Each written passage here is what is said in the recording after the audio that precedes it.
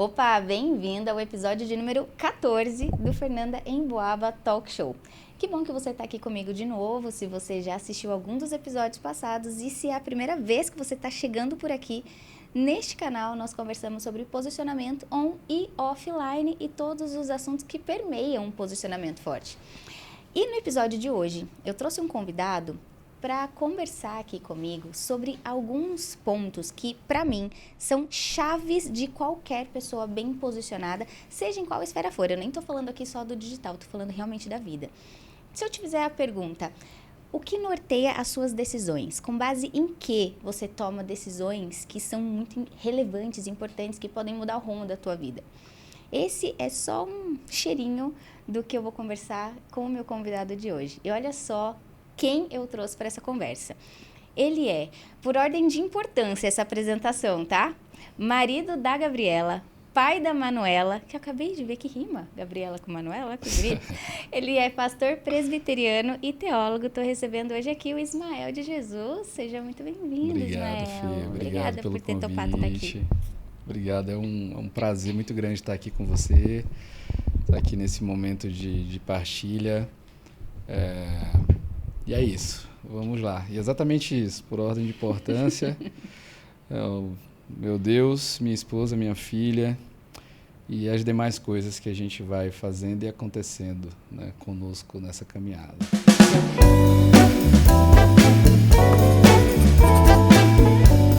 E a gente aqui no podcast, antes do podcast, que sempre tem, falei com ele que a gente, escrevendo aqui como que eu ia apresentar ele e tudo mais, falei, vamos começar pelo que é identidade, né? E aí começamos aqui por isso. Mas a curiosidade aqui, parênteses, também foi o pastor que fez meu casamento, então tem este plus de especial para ele estar aqui comigo hoje. Ah, que alegria. Mas vamos lá começar o nosso papo? Mas é o seguinte, quero começar a nossa conversa trazendo um pouquinho do teu contexto de jornada pastoral. Sim. Eu falei para você que eu acho interessante o caminho que você fez, porque como em qualquer outra profissão, né, que a gente decida fazer da vida, a gente sempre espera crescer, certo? Então a gente quer crescer, galgar novas posições, ser remunerado por isso e tudo mais. E o caminho que você optou por fazer em determinado momento foi o contrário. Então você estava nessa posição e você falou, cara, tô bem posicionado, tô num ambiente que é expressivo, que é referência, tô sendo bem remunerado por isso, mas não é isso que eu acredito que faz sentido para minha vida, ou não é a forma como eu enxergo a religião, a igreja, o cristianismo. Traz um pouquinho desse contexto, como que foi esse processo? Sim, eu nasci em um lar de sincretismo religioso e eu tive uma mãe que conduziu o meu irmão e a mim numa jornada dentro de uma denominação muito séria, uma denominação tradicional, e por consequência disso ela acabou formando 2 filhos pastores. Os dois, não sabia que seu irmão também é pastor. Meu irmão também é pastor, meu irmão é uma das minhas referências. Ele é mais novo que eu e ele é uma das minhas referências de pastorado. Natan, o nome dele, Natan de Jesus também. E sim, eu vim para São Paulo em 2012 com um único objetivo, que era fazer a faculdade teológica e voltar. Eu sou de Teresina, Piauí, voltar para lá e continuar essa jornada pastoral, né, após compreender que era isso. Porque antes dessa compreensão do que de fato eu era e deveria desempenhar como papel na vida, eu lutei muito para não ser. Tem esse outro ponto que é muito interessante, né? Eu cresci e muito cedo eu fui influenciado a estudar música. Então comecei meus estudos em violão erudito antes dos 10 anos, mais ou menos. E minha primeira formação é violão clássico, violão erudito, né? Você é formado em violão clássico? É porque existe no Brasil uma diferença lá de fora, né? E eu vou tentar especificar bastante aqui. A gente não tem aquela escola clássica que faz todo aquele processo e te conduz até uma universidade que vai te dar essa... Não tem. Pelo menos não tinha na minha época. Então, o que acontecia geralmente é que você entrava nos famosos conservatórios, escolas de música, e tinha os seus professores ali, que eram os professores que te conduziam nessa caminhada, nessa carreira. Então, muito cedo eu tive professor de violão. E um pouquinho depois eu entrei no Instituto Cultural Santa Rita, em um projeto Música para Todos, Teresina, Piauí, e comecei minha caminhada no violão erudito, violão clássico. E fiz cursos, estudei com todos os professores que eram os meus sonhos de consumo, né? Trazendo para a nossa linguagem mais contemporânea, para chegar onde eu queria como violonista. Né? Com 16 anos, mais ou menos, eu tive a grande empreitada de ter que tomar algumas decisões, e as decisões passavam muito pelaquela cultura daquele tempo. Né? Ok, filho, eu te coloquei para estudar música, mas não quero que você seja músico, né? Queira viver disso e tal. Dá pra caminhar Tudo bem ser hobby. A gente fez um acordo lá, familiar, e nesse acordo eu ia estudar com quem eu quisesse e procurar os caminhos que eu quisesse, mas nisso eu faria outra coisa. Aí foi quando eu entrei pra contabilidade. Olha só que caminhada legal. Mas peraí, eu não sabia disso. Você foi fazer contabilidade? Fui fazer contabilidade. Só que todo esse processo eu fui um menino de igreja. E desde muito cedo eu desenvolvi papéis de liderança dentro da igreja, desde muito cedo. E isso sempre me assombrava, porque eu sempre amei muito a literatura, amei muito a Bíblia, a palavra. Então, tinha um grupo que eu fazia parte, que era da denominação que eu fazia parte, que é um grupo basicamente como uma espécie de escotismo, né? Mas e tinha muitas competições, muitas coisas, e nessas competições eu era o cara que decorava mais versículos bíblicos. Eu já fui disso aí também. Era muito legal, eu gostava. Você gostava? Eu amava, sempre amei, amo até hoje. Então sempre fui muito envolvido. E muito cedo, na adolescência, eu comecei a fazer parte de um grupo chamado MPC, Mocidade para Cristo. A MPC, ela começou nos Estados Unidos. O primeiro obreiro da MPC, e começou a caminhada dele lá, foi o Billy Graham. O Billy Graham começa na MPC, aquele jovem ali que trabalha com jovens, e a MPC tem essa proposta de ir onde a igreja não vai, dialogar dentro das escolas, nos lugares onde os jovens estão. Então sempre fui muito envolvido com isso. Isso meio que ficava apertando o meu coração, e eu pensava, Senhor, como é que eu faço? Até que um dia o meu irmão, com mais ou menos 13, 14 anos, disse que ia ser pastor. Eu decidi, vou ser pastor. Decidiu antes de você, então. Sim, e aí eu pensei, entendi. Então, o meu ministério é apoiar o ministério do meu irmão. É isso. Então, eu já trabalhava, já dava aula de música, estudava, fazia faculdade, e muito cedo eu me envolvi no cenário musical do Estado como um todo. Fui suporte para o meu irmão durante toda a formação dele na faculdade teológica. Meu irmão se forma, se torna meu pastor, meu pastor de jovens, exatamente. E nessa empreitada, as coisas voltaram à tona, porque quando ele se forma, se torna meu pastor, a paz não veio ao coração. Tipo, não foi um negócio que está resolvido agora. Pelo contrário, se acentuou. E aí, numa experiência que eu tive dentro da própria MPC, lá em Belo Horizonte, num curso de treinamento de liderança, a MPC ela tem um período que dura mais ou menos 10, 15 dias, onde as pessoas, os jovens lá, líderes, vão para esse lugar e ficam mais ou menos 15 dias numa imersão de formação de líderes. E essa formação ela é uma formação que eu considero muito importante, porque ela começa com você aprendendo a ser líder de si mesmo, as pautas de relacionamento, as pautas de compreender os cenários, perceber as suas fragilidades e tudo mais. E aí, no finalzinho daquele evento, desse tempo de treinamento, teve aquilo que a gente chama daquela experiência cristã, né, autêntica, e que só você consegue explicar. Né? Então, eu volto de lá, de Belo Horizonte, com isso no coração de que, cara, eu vou para a faculdade teológica. Só que eu não falei com ninguém, não falei para ninguém. E quando eu volto, na quarta-feira à noite, eu estava na igreja que eu me congregava e o meu pastor, no meio do culto, disse: eu preciso conversar com você, vamos sair agora.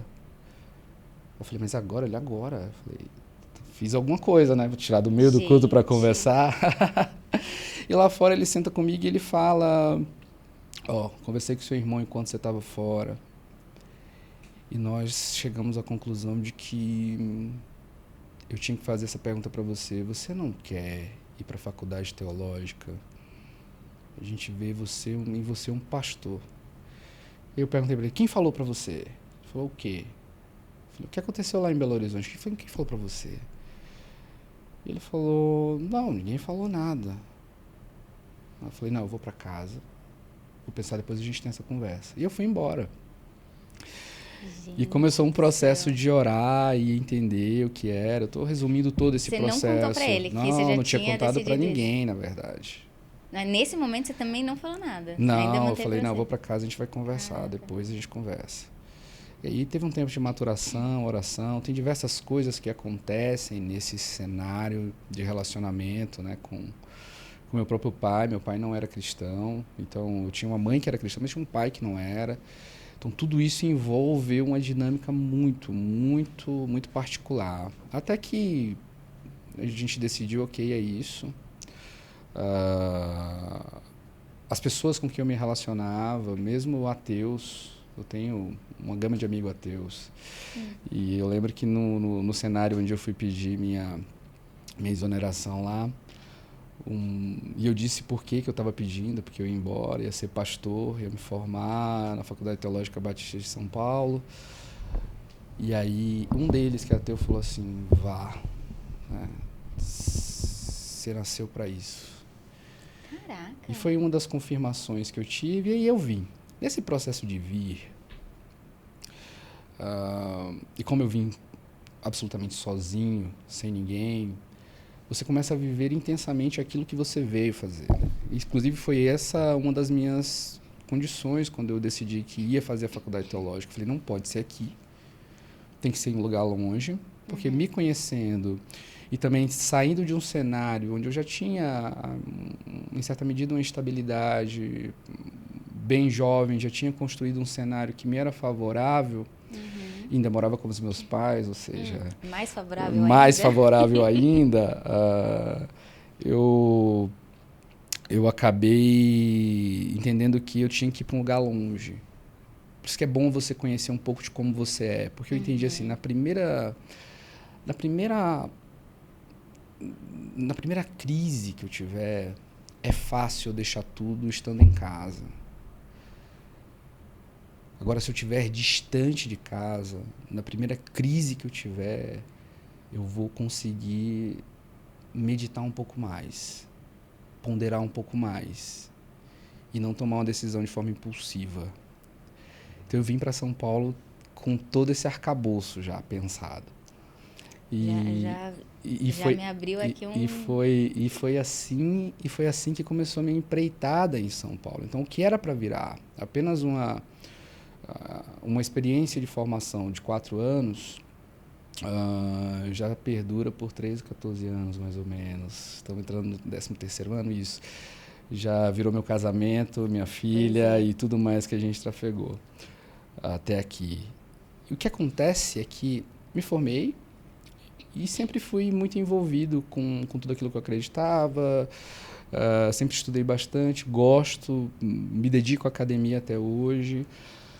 E, inevitavelmente, algumas coisas conduziram a minha caminhada para um cenário que é um cenário particular dentro do caminho. Porque muito jovem consegui estar em cenários que se levam um pouco mais de tempo, em certa medida, para algumas outras pessoas. Né? Deus conduziu o propósito, a seu propósito, em seu propósito, a esse lugar. E aí eu acho que é a partir desse ponto que entra a primeira pergunta, né? O que acontece a partir desse lugar é que, experienciando e observando algumas movimentações e alguns contextos ali, algumas percepções de fé, e levando em consideração a própria teologia que eu sempre carreguei dentro de mim, e fui formando e compreendendo ao longo do tempo também, eu comecei a entender que não era o meu lugar e não era mais o tempo de estar lá. Só que isso gerou uma outra coisa, uma série de conflitos, porque existia um grande percentual daquelas pessoas, um percentual bem grande mesmo, que queria a minha permanência lá, naquele contexto, naquela igreja, uma igreja com uma proporção bem grande até, né? E quando eu e minha esposa sentamos e começamos a balizar as coisas, pesar as coisas. Nesse cenário de pensar e balizar as coisas, e aí como passa por mim, né, eu me coloquei de joelhos mesmo. Porque quando a gente fala de um cenário pastoral, quando a gente fala de algo que é pastoral, a gente não está falando de uma profissão. Não é assim que eu vejo e nunca foi assim que eu vi. A gente está falando de uma profissão também. O quesito, o termo profissão entra numa outra ponta. Levando por um caráter profissional, a vida seria talvez até menos difícil se eu tivesse trafegado ainda pelos outros caminhos que eu trafeguei, tanto na área musical, na área da contabilidade, etc. Então, a nossa caminhada, tudo o que aconteceu na minha vida, eu sempre acreditei que foi um sopro do Senhor. E sempre busquei esse relacionamento onde compreender a mim mesmo e compreender a relação com o Pai seria aquilo que normatizaria a minha caminhada. Então aí eu entendi que eu tinha responsabilidade para com aquelas pessoas. E uma vez que a visão daquelas pessoas, doutrinariamente falando, teologicamente falando, destoava da minha visão, a minha responsabilidade pastoral passa por não prejudicar a própria instituição também. Você tem que entender que o cenário pastoral é um cenário abençoador e não divisor. Interessante. Eu vejo que muita gente carrega aquela ideia dentro de si de que eu como líder, e eu tenho uma visão, e o outro líder tem uma visão diferente, vamos medir forças porque a minha visão é certa e o estrago institucional é maior. E aí não se trata da vida, se trata de mim, do meu poder. Então, diante disso, eu escrevi uma carta renunciando às minhas funções pastorais naquele lugar. E eu e minha esposa começamos a orar e entramos numa empreitada, numa transição ministerial. E nessa transição, norteada pela Constituição, Manual Presbiteriano, Constituição Presbiteriana, a gente fez todo o processo devido e fomos para a Igreja Presbiteriana do Brasil, e onde estamos até hoje. Um local que é o local onde os símbolos de fé e a confissão são as nossas. A minha confissão de fé, os meus símbolos de fé, são os mesmos símbolos abraçados e vividos pela Igreja Presbiteriana do Brasil. E a gente foi com um propósito. O propósito seria plantar uma igreja. Ao invés de viver a experiência de uma mega church, com pessoas que vivem uma experiência de fé doutrinária, eclesiástica diferente daquela que é a nossa, plantar uma igreja em um cenário que é um cenário complicado, que é o cenário de São Paulo, começar uma igrejinha pequena, mas com uma visão doutrinária, teológica, com uma missão, com uma visão, que fosse a missão e a visão que a gente de fato acreditava, que era necessária, que era urgente, e que se faz que se deveria se fazer presente naquele lugar, que é a zona norte de São Paulo, né? A gente está plantando a igreja ali em Santana, na zona norte de São Paulo, perto ali do Campo de Marte. E assim nasce no nosso coração e no coração da igreja, da nossa igreja, Igreja Presbiteriana, a plantação da Igreja Presbiteriana Fonte, que é a igreja hoje que pastoreio, né? Filha da Igreja Presbiteriana Crossbridge, que fica ali em Perdizes. Então, acho que de uma forma bem rápida, porque são muitos anos, é uma história longa, acho que de uma forma mais objetiva, o processo se dá aí. A minha decisão de sair da denominação e passar por esse processo de transição para a Igreja Presbiteriana do Brasil não começa com um problema, não começa com um questionamento, começa com uma história, com compreender uma caminhada que já estava escrita pelo Deus a qual a gente serve. Então, acho que o panorama para a gente continuar a nossa conversa é basicamente esse. Olha, eu tenho perguntas anotadas, mas antes me veio uma questão aqui. Até porque eu nasci, cresci, fui criada em igreja e a gente já conversa, né, bastante sobre isso ainda. E aí me veio uma questão aqui, que é você ter trocado de religião. Não religião, denominação. Denominação. Então, vamos colocar a palavra correta. Trocado de denominação. Por quê? Para quem é filho de igreja, sabe que normalmente a denominação é o que passa de geração em geração, porque você é criado naquela denominação, você tende a ficar nela a vida toda, você vai criar seus, vai conhecer marido, namorado, não sei o que, naquela igreja, e assim por diante. E aí você me falou alguns pontos aqui que me chamaram a atenção. Então, primeira questão da troca de denominação e o segundo motivo da troca de denominação. Por quê? Qualquer pessoa que se converteu passou por um processo de abandonar algumas coisas, de instaurar novas crenças de colocar muitas aspas aqui, se enquadrar naquela denominação a qual ela faria parte dali em diante, certo?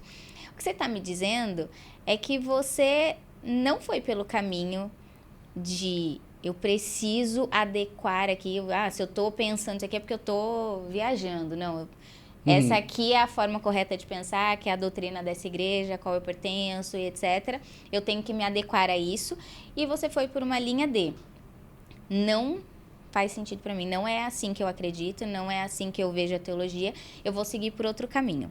Essa é uma pergunta meio polêmica, especialmente para a galera que é religiosa de alguma forma. Mas aí a pergunta existe uma igreja para cada pessoa? Quer dizer, eu vou na igreja com a qual eu me identifico, que combine com o que eu vejo da vida, ou não? Para fazer parte de uma igreja, eu deveria passar por um processo de transformação íntima e pessoal? A primeira coisa que a gente precisa entender é que existem muitas igrejas, existe muita gente. Ponto. Existem muitas lojas. Entenda o que você quiser, né? Existem diversas marcas de roupa.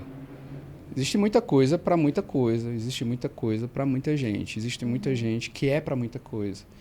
E existe gente que não é para muita coisa. Então, quando a gente fala de igreja, a gente tem que separar algumas coisas. Eu não estou falando de uma igreja que nasce ontem numa esquina porque alguém tem um projeto, achou bonito, achou interessante, acreditou, não. Eu venho a minha origem é uma igreja batista, que eu chamo batista tradicional. Dentro da batista existe uma coisa chamada livre liberdade de consciência. Então eu sempre caminhei dentro da fé reformada, dentro da igreja batista, sem problema algum, e com inclinações bem fortes calvinistas. A igreja presbiteriana é uma igreja calvinista. Então, o primeiro ponto é que os pontos que eu já fui criando firmeza dentro de mim eram pontos cruciais para a minha caminhada de fé e que fazia sentido, de fato, estar na igreja que tem as convicções, que de fato são as convicções que eu acredito que o Senhor colocou no meu coração. Então, meus símbolos de fé, como eu disse, minha confissão de fé, a confissão de fé de Westminster e todas as outras coisas que permeiam toda essa escolha, eu já vivia isso, já era como eu acreditava.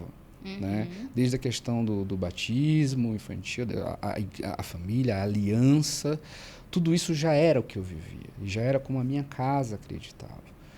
Então a gente viveu dentro da Igreja Batista, mas viveu muito tempo nesse limiar das coisas. Então o mais correto era viver esse processo de estar onde se deve estar. Agora eu acho que a sua pergunta tem mais a ver com uma visão de pessoas que olham para a igreja como um local onde eu consumo. Então eu estou bem, tenho uma igreja que é como eu quero que seja, para que, sendo assim, eu esteja bem e esteja feliz. Né? Quando a gente fala de evangelho, a gente não fala disso. Né? Ser cristão não é algo autoproclamativo, como as pessoas faziam. Não, eu sou cristão. Eu não acredito muito nessa parada de ressurreição, mas eu sou cristão.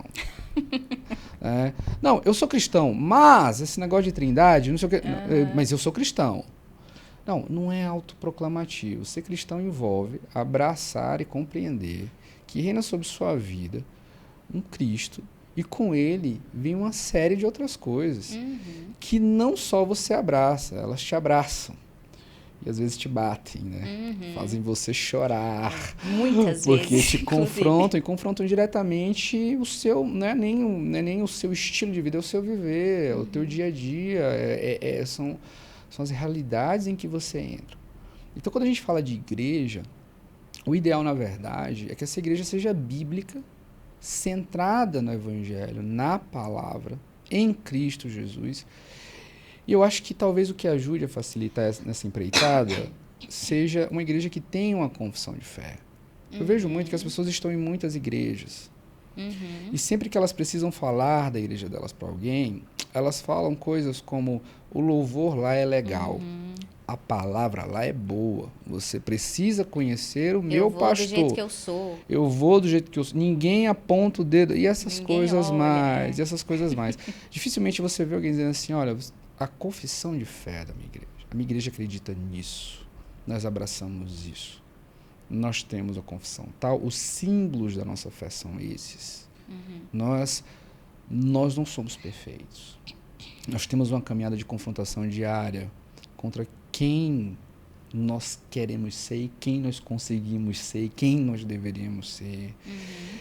Então, quando a gente fala de cristianismo, a gente fala de algo que não é autoproclamativo. Quando a gente fala de igreja, de denominação, a gente fala de confissão de fé, confissões de fé, uma forma de entender o Evangelho e viver sob essa luz do Evangelho. Então, existe tudo que você quiser para o que você quiser. Né? Agora, existe uma igreja com uma confissão de fé. E existe uma igreja sem confissão de fé. E existe você, que às vezes não sabe o que quer. E às vezes se relaciona com a igreja não pela confissão que você tem, mas pela necessidade de consumir algo que você quer. Então, facilmente você troca de igreja. Se trocaram o telão de LED. Se não tem mais estacionamento do jeito que você queria. Se o ministério infantil não é o que tua filha gosta de pintar Jesus. Se o estilo de roupa mudou. Agora, dificilmente se troca de comunidade cristã se você entende piamente o que essa comunidade confessa. Então, a partir desse momento, eu acho que é aí onde deveria passar o critério do que, onde de fato eu devo estar. Onde de fato eu devo estar? Onde de fato eu deveria congregar? Qual é a confissão de fé da igreja que eu congrego e resolvi partilhar a vida com outras pessoas? E aí talvez você se depare perguntando ao seu líder religioso lá qual é a confissão de fé da nossa igreja. Talvez você não encontre. Você encontra talvez um estatuto. Né? Ou aqui nós não temos. Nossa confissão é a Bíblia. Aí tem muita coisa de capa a capa, né? Inclusive aquilo que a gente escreve no meio, né? Então esse é o ponto. Eu acho que talvez a pergunta não seja: tem uma igreja para cada pessoa? Não, porque tem muita coisa para cada pessoa. Tem marca de tênis, tem celular, tem gente que gosta de Android, gente que gosta de Apple. Mas o relacionamento igreja não deve ser um relacionamento de consumo. Deve ser um relacionamento convicto de quem eu sou em Cristo e quem Cristo é em mim. A partir disso existe uma relação. E a partir dessa relação existe uma confissão. Essa confissão eu faço. Qual é a confissão de fé da nossa igreja e da igreja que eu estou? Onde eu pretendo ir? O que essas pessoas de fato acreditam? Elas acreditam mesmo?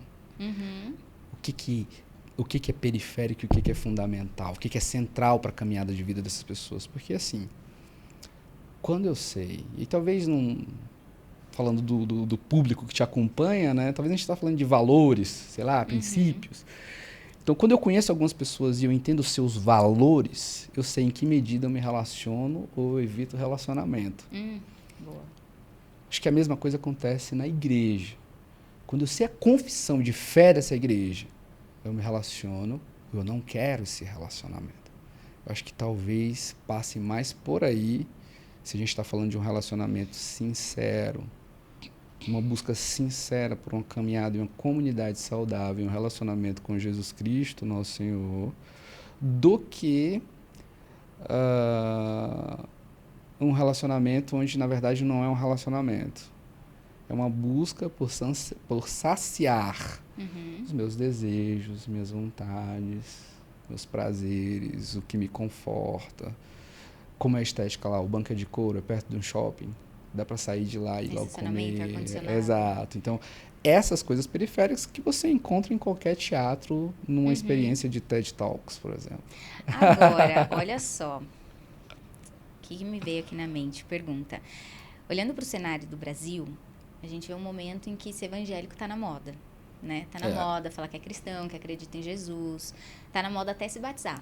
Dá pra gente dizer que é isso. Agora, olhando para tudo isso que você está me dizendo, se a gente olhar para uma pessoa que talvez nunca tenha tido contato com o cristianismo de forma nenhuma, você acredita que esse perfil, por exemplo, de denominação ou de igreja, seria, digamos assim, um topo de funil das igrejas? Você acredita que dá para, talvez, essa pessoa entrar por aqui porque talvez seja mais acessível de fato, ela se sinta mais confortável com o ambiente, porque realmente ninguém olha torto, ninguém encara, ninguém isso, ninguém aquilo, então ela consegue se sentir bem naquele ambiente, onde pessoas que são muito out desse universo costumam ter uma certa resistência com o ambiente igreja, né?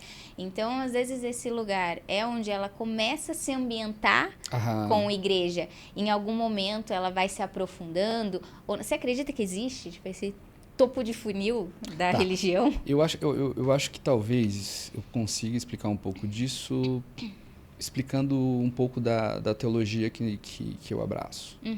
Então, eu sou calvinista, né? E eu acredito num Deus que busca os seus. Eu acredito, vou dar uma perspectiva bem simples. Existem diversas religiões e, em sua maioria, elas dizem pra gente assim: você faz assim, você vive assim, você se comporta assim, você sobe essa montanha e lá no topo dessa montanha você encontrará o divino. O Evangelho de Cristo Jesus, na verdade, é um movimento onde Jesus diz: vocês não têm condição de subir esse monte, vocês não vão viver assim, não há nada que vocês façam que seja suficiente para me alcançar. Então, o que eu vou fazer? Eu desço. Eu vou caminhar. Eu vou caminhar entre vocês. Eu vou buscar vocês. Esse cenário acontece para nós desde do Éden, onde ele vem ao entardecer caminhar com os seus. Desde do movimento em que ele desce, Moisés, por exemplo, onde ele desce para ter um encontro com Moisés e seu povo. Desde o movimento que ele faz como Cristo, desce como Deus em forma de homem encarnado e vem caminhar novamente conosco. É um Deus que vem. É um Deus que busca. Então, a história de ninguém, né? A história de ninguém é uma história que Deus rejeita, porque a história do seu povo é uma história que lhe interessa.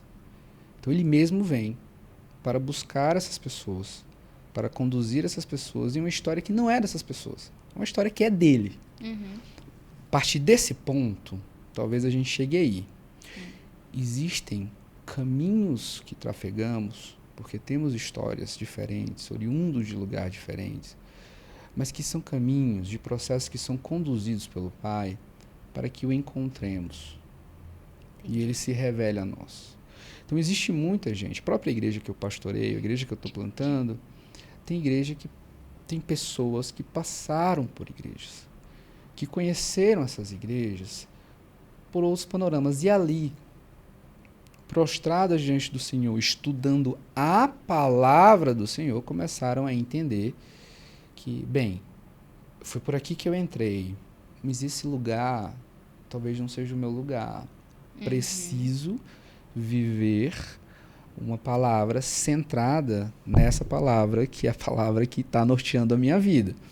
E por meio dessa caminhada, dessa reflexão, chegaram e têm chegado aonde estão chegando, no meu caso, na Igreja Presbiteriana, na fé reformada, que é a fé que a gente confessa. Entendi. Então, o que nós acreditamos é que aqueles que são filhos do Pai encontrarão o seu caminho e serão conduzidos pelo Pai. Né? A caminhada de Jesus como Rabi é essa caminhada onde ele diz: segue-me. E esse seguir da gente, seguir Jesus, é uma caminhada tão próximo das sandálias do pé dele, que a gente meio que fica coberto dessa poeira que levanta a cada passo que ele dá. Então, seguir Jesus significa piamente isso, né? Passar por lugares e viver processos, né? Mas viver esses processos e passar por esses lugares a partir de um encontro. E na lógica da nossa fé, é um encontro promovido pelo próprio Jesus. Ou seja, a resposta é: pode ser que sim, pode ser que não. Pode ser que sim, pode ser que não. Pode ser que seja um topo de funil, como pode ser que não. A depender de qual vai ser a forma como Deus vai encontrar aquela pessoa e conduzir ela pelo processo de Porque a gente está falando de dois tipos de coisa aí. A gente está falando, quando você fala de topo de funil, e deixa eu ver se eu entendo bem. Vou falar com a especialista. Quando você fala de topo de funil aqui, a gente está falando de um determinado tipo de nichos que se encontram aqui. Digamos que são as pessoas que estão com baixíssimo nível de consciência a respeito daquilo. Ponto. Por onde a pessoa melhor. entra. Boa. A partir desse ponto, a gente tem duas relações aí. Quando a gente está falando de pessoas que estão em determinado lugar sem uma consciência total do que está acontecendo, talvez um exemplo comum seja a multidão. Você está no trânsito aqui, na Marginal, tem uma grande multidão, você fala, tem um acidente. Então, existe uma consciência coletiva. Um acidente. Está tudo parado, está cheio de gente. Aconteceu um acidente e alguém deve ter se machucado. Ponto. Você nem viu. É assim que acontece com a gente, né? Quase que todo dia aqui em São Paulo. E dentro dessa multidão tem gente que sabe o que de fato aconteceu, sabe o que de fato está acontecendo, se foi um motoqueiro que caiu, bateu num carro e tem gente cuidando ou não, e tem gente que não está vendo, não sabe, mas está lá, porque tem curiosidade. Inclusive nós mesmos, mesmo com a pista livre, reduzimos a velocidade para ver o que está acontecendo. Então, dentro da multidão, talvez esse topo de funil, a gente tem diversos cenários. Quando a gente fala de igreja, a gente tem diversos cenários. Existe muita gente que tem buscado, né? Eu faço assim, aspas, a minha esposa briga, e eu resolvi mudar. Tem muita gente que busca e tem buscado a fé por uma série de interesses pessoais.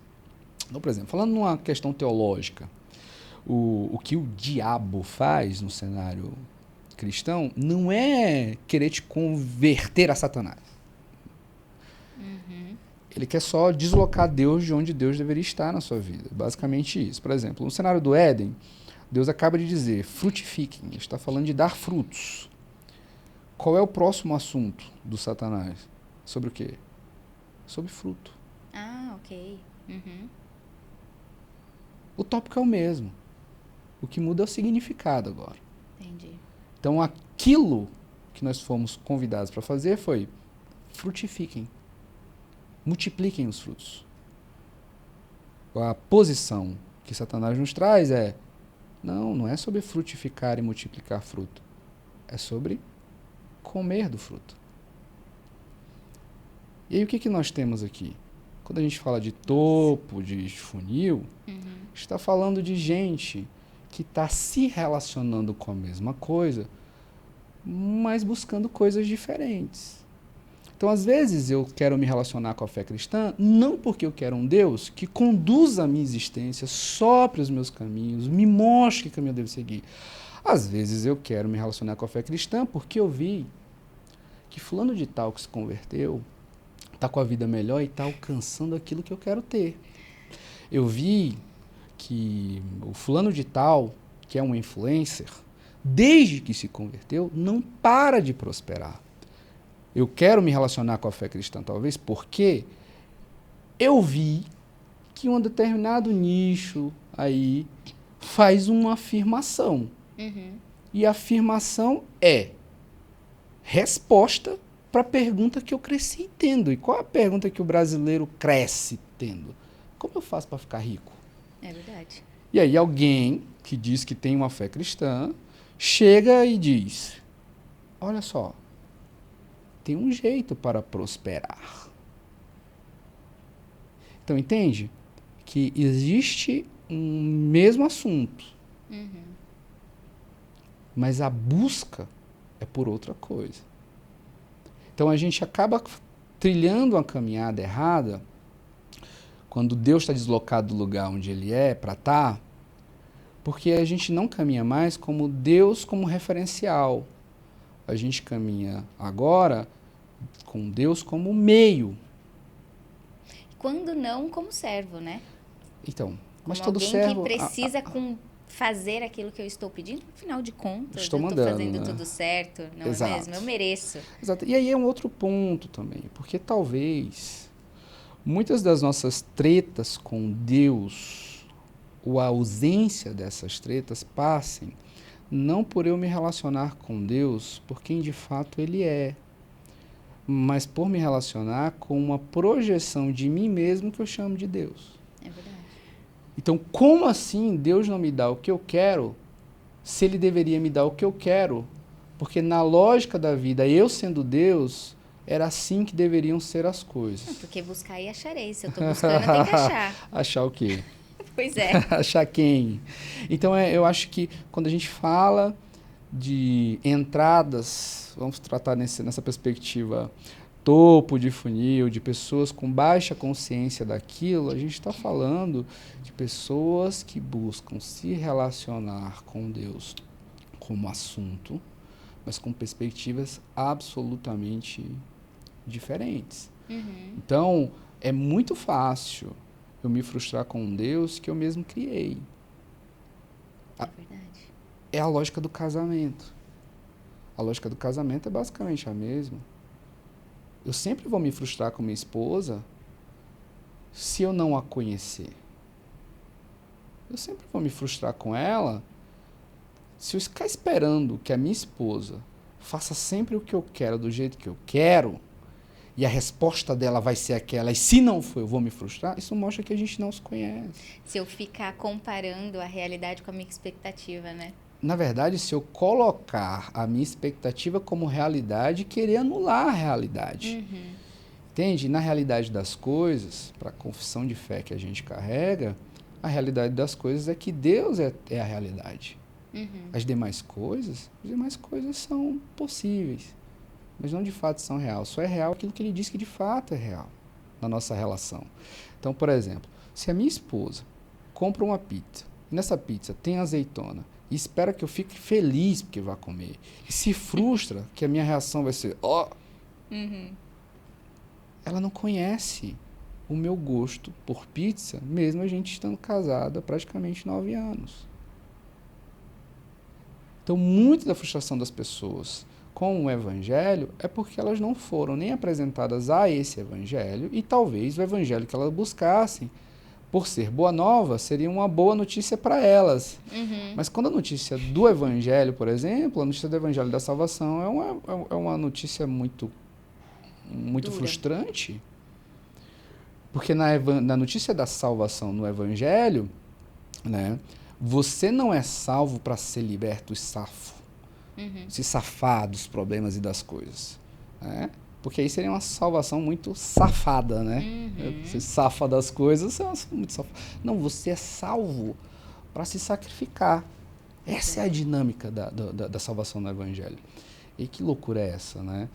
O relacionamento, por exemplo, da Trindade é um relacionamento que a gente aprende que Deus é comunhão, é partilha. E se a gente está falando de posicionamento, por exemplo, que é uma das suas pautas mais fortes, a gente sempre fala de que a gente o quem é sempre resultado de um onde, de como habita nesse onde, nesse lugar, Tá. na verdade. O evangelho é sempre essa notícia de que Deus quer nos apresentar um quem. E esse onde é sempre um quem resultante de uma comunhão, de uma partilha, de um relacionamento. É por isso que na bênção, quando a gente fala assim, a minha bênção, não existe a minha bênção no Evangelho de Cristo Jesus. Porque bênção no Evangelho de Cristo Jesus não é para ser meramente desfrutada, ela é para ser partilhada. E aí dessas coisas, dessa notícia, a gente tem várias outras coisas. Por exemplo, o nosso arrependimento. Geralmente a gente se arrepende não necessariamente daquilo que a gente fez, mas a gente sente o peso do arrependimento quando a gente tem consciência de que isso destruiu a nossa relação. Aí você não acha que isso está mais na esfera do remorso do que do arrependimento? Não é remorso. Não é remorso. Porque quando eu falo de remorso, eu falo de uma busca de retratação para que as coisas continuem bem para mim, eu lide melhor com as consequências e os danos que eu criei. Quando a gente fala de arrependimento, a gente fala de uma consciência que não é sobre meramente o que me aconteceu, mas como isso tocou também a quem eu amo, quem deveria amar e a responsabilidade que eu tinha para com você, que eu deveria cuidar. Então a lógica do Evangelho é sempre essa lógica da partilha, da comunhão, que forma a identidade e questiona a minha identidade, questiona a minha postura, é algo para além de uma mera moral e uma mera ética. Você começa a raciocinar sobre as coisas de uma forma muito mais profunda e não meramente, se pode, é. Por exemplo, a gente meramente diz, se está na lei, pode. Né? Mas, por exemplo, no nazismo, estava na lei que você poderia entregar um judeu. Você deveria. Não é porque você pode, não é porque é legal que você faz. Então, existem conceitos e reflexões éticas, inclusive a própria questão do humanitária e todas essas coisas que passam por esse berço cristão por meio dessa reflexão de um relacionamento. Então, falar de um evangelho não é falar sobre coisas boas e boas notícias que eu vou ter, mas é um convite doloroso para enxergar a vida de um lugar que talvez você não queira enxergar, que é o próprio caso do Natal. O texto diz assim, começa assim: surgiu uma grande luz, a luz raiou, ela não emanou, ela não saiu de dentro de mim e foi para fora. Ela vem de fora e o texto diz: e todos aqueles que outrora andavam nas trevas foram iluminados por essa luz. Então existe uma consciência de que existe uma escuridão que nos permeia. E aí existe uma relação com essa luz. E aí o problema de um relacionamento com a luz são três coisas. Primeiro que a luz, ao mesmo tempo que é aquilo que dá condição de vida, só existe vida, cientificamente falando que existe luz, é aquilo que eu tenho que tomar muito cuidado, porque pode me queimar e pode me matar. Pode me cegar. E pode me cegar. Só que, ao mesmo tempo, existe uma faceta da luz que é uma faceta dolorosa. Porque a luz, diante da luz, você vê todas as suas marcas, todas as suas cicatrizes. Você vê onde vai ter que retocar o botox.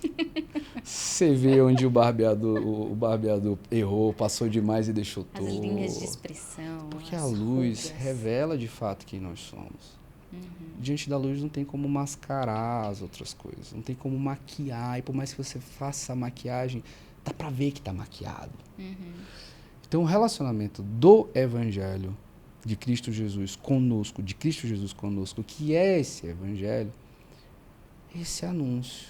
Olha só, viver esse Evangelho é um convite para pisar no chão da realidade com uma consciência de que, é o que Jesus diz, no mundo vocês vão sofrer.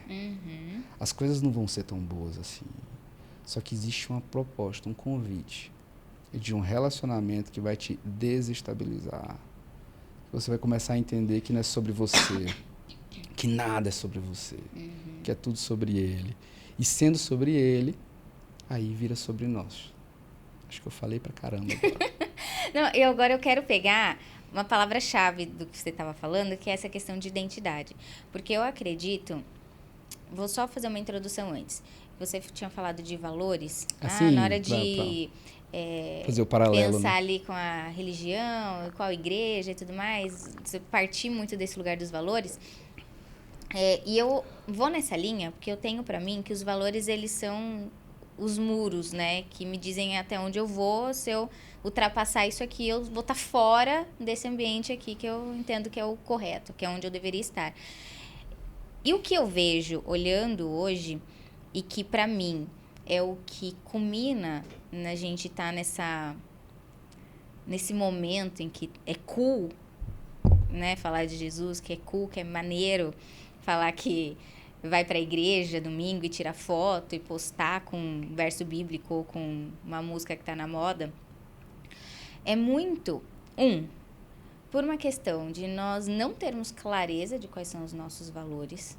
Acho que a gente vive uma crise de valores, de a pessoa saber. E como que você olha? É só olhar para a crise generalizada de ansiedade, depressão e gente perdida e suicídio. Isso, para mim, mostra claramente de que... Porque, para mim, os valores, como eles são esses muros, então eles me mostram até onde eu posso ir de forma que eu esteja segura em mim. E isso tudo para introduzir a questão de identidade. Por quê? Acho que os valores, talvez eles sejam uma camada mais externa daquilo que é a minha identidade, né? E a gente já teve várias conversas, por exemplo, essa questão de denominação, né? Que você fala assim, olha, pelo que eu vejo você, talvez não seja exatamente o que você está dizendo que você é. E eu falo, sou sim. Aí ele fala, então vamos conversar sobre isso que eu vou te mostrar uma outra perspectiva. E eu sou uma pessoa que me vejo hoje muito convicta das coisas que eu digo acreditar, e exatamente por isso que eu me permito fazer um estudo bíblico, 30 e poucos anos depois de frequentar a igreja, para olhar para as mesmas coisas com as quais eu tive contato a vida inteira de uma outra perspectiva. E talvez colocar de determinada prova, de determinada forma, colocar à prova aquilo que eu estou dizendo que eu sou, para entender, para justamente aprofundar. Eu estou dizendo que eu sou isso aqui, mas será que é mesmo? Deixa eu olhar com mais atenção, com mais profundidade, para eu realmente dar significado a isso que eu estou dizendo que eu sou, ou se não, entender que talvez eu seja uma outra coisa. Mas isso tudo, para colocar que essa questão de identidade, o que eu vejo é uma crise muito grande de identidade. Sim. De pessoas que, se você perguntar quem você é, eu acho que a pergunta mais difícil da humanidade responder hoje é quem você é. Se eu te perguntar quem você é, eu falo por mim também. Eu vou dizer que até hoje não é, para mim, uma resposta confortável de dar. Eu falo com muita segurança e convicção de que eu sou isso. Eu ainda preciso pensar um pouco para eu não cair naquela falácia de falar o que eu faço, no que eu sou formada, o que eu tenho, de onde eu vim. Sim. E associando aí isso à minha identidade, né? Que acho que foi você mesmo que falou pra mim em alguma das nossas conversas da questão do eu sou e do eu estou, sim, né? Sim. Foi você que falou isso pra mim, né? Eu estou publicitária, que não quer dizer eu não sou, né? Então, introduzindo agora essa questão de identidade, porque eu acredito que, fazendo paralelo com religião, é o que mais, na minha opinião, faz com que as pessoas estejam ali porque é legal, porque tá na moda, porque é o pastor que tá bombado na internet e sem absolutamente nenhuma profundidade do que aquilo de fato representa, ou pelo menos deveria representar, já que eu me digo cristão, né? A pessoa que é, como você colocou em algum momento aqui da tua fala, que fala que é cristão, mas não faz a menor ideia do combo que é ser cristão, né? E não só professar que acredita em Cristo e aí sai tipo assim, é à la carte, né? O cristianismo hoje no Brasil, ele é à la carte. Então, eu pego isso aqui, eu acredito, beleza, eu gosto, bora. Não, isso aqui não quero, próximo, isso aqui eu quero. E aí eu vou montando o meu prato de cristianismo da forma como é mais conveniente para mim. E esse é um ponto para mim que, ao contrário do que pode parecer, que a pessoa fala assim, mas eu falo que isso aqui não porque eu sei quem eu sou, eu acredito que é justamente o contrário. É exatamente o fato de a pessoa não ter essa identidade tão firmada, que faz com que ela entenda que dá para ela eliminar determinada coisa e pegar aquilo ali e ainda assim se dizer X, sabe? É como se eu dissesse assim, eu quero ter funcionários, mas eu não quero pagar salário. Eu quero ter funcionários porque é conveniente para mim, mas Mas não é pagar o assim salário hoje? já não. Hã? Mas não já é assim? Eu quero ter funcionários, mas eu não quero pagar salário? Então, aí tem o ponto, que é legislação trabalhista. O que vai acontecer Exato. se você fizer só a parte que te convém? Existe consequência para isso, Exato. né? Então, uma vez que eu me coloco nesse lugar, eu preciso entender que existem, entre muitas aspas, ônus e bônus. Tem coisas que vão ser muito gostosas, que era exatamente isso que eu queria para minha vida, eu queria ter um lugar assim, eu queria poder fazer isso. E tem coisas que vão, de fato, me confrontar. E eu arrisco dizer que se não existe confronto em nenhum momento, não existe denominação, não existe religião, não existe cristianismo. Porque um cristianismo que não confronta, arrebata, Senhor, que essa pessoa, né, tá santa, não tem nada para ser Eu acho que a melhorado. partir desse ponto, eu acho que a gente pode tratar de forma que talvez eu possa oferecer algo possível de ser assimilado. Porque é muita coisa. Falar de identidade não é um problema meramente cristão, evangélico. Falar de identidade é um problema do humano hoje. Exato. Quando a gente fala, como você mesmo disse, tem que responder quem eu sou, ninguém consegue responder quem eu sou sem dizer o que faz. Porque a gente aprendeu o que fazer, o que dá significado a quem a gente é, e não ser que dá significado ao que a gente faz. Então, nessa lógica, caminhando por esse lugar, eu creio piamente no que o Paulo faz, por exemplo. O Paulo, em determinado momento, e é muito famoso esse texto, ele fala assim, eu considero isso esterco, tudo isso, lembra? Isso vem em resposta a uma carteirada de Paulo, que Paulo recebe, na verdade, de gente que está mostrando o que faz e os títulos que tem. Né? E ele diz assim, vocês são esse tipo de gente top? Então deixa eu dizer, eu, fariseu de fariseus, doutor da lei, batizado, feito não sei o quê, cidadão romano e cidadão hebreu. Então assim, ele fala basicamente o seguinte, aquilo que no nosso tempo moderno seria assim, você é bonzão, você tem títulos na USP, eu também tenho. Doutor, sou PhD, sou pós-doutor.